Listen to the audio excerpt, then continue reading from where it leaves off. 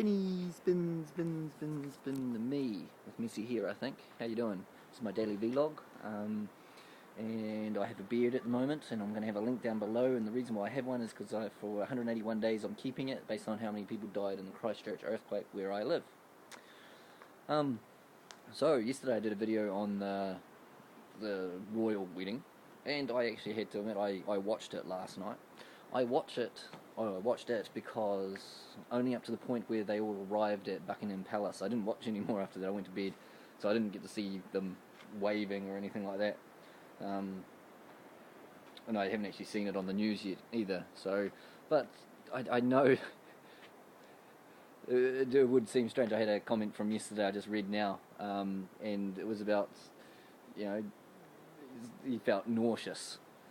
Just watching it, and I would expect that too. I actually did feel nauseous watching just all these people on the sidewalks as they went by, yelling and screaming and worshipping of this behaviour.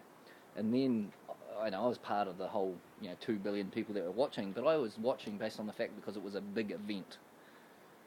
It doesn't matter what would be on TV.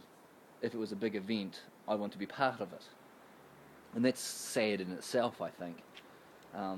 Because you just become part of the masses in that respect. But it was a big event because it was a big event, or was it a big event because the media made it a big event? Probably more so that, I'd say. And so the hype and everything, you get pulled in. You want to know what's happening. You want to see what's going on. And I don't know, the highlight for me, not the actual wedding, because to be honest, I don't believe in marriage. It's an ancient ritual that I won't even go into it. But for instance, the thing that really involved me in it was just seeing the architecture and the history behind the traditions and things like that.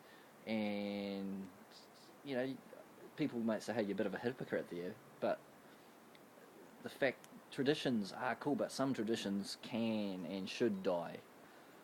So, but I don't know, it was just, I love old buildings. It doesn't matter where I go, I just love old buildings, and churches are wicked to see.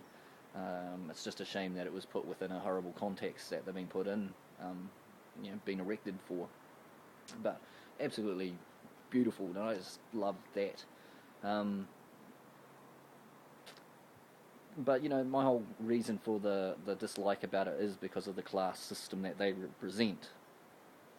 Not because of the message of love or whatever that it might also represent. I'm not against that whatsoever. It's the message of, hey, we are a royal family, you are our subjects, and you will worship us. And people have a choice there, and I choose not to. And I think more people should choose not to, because it is a bygone era.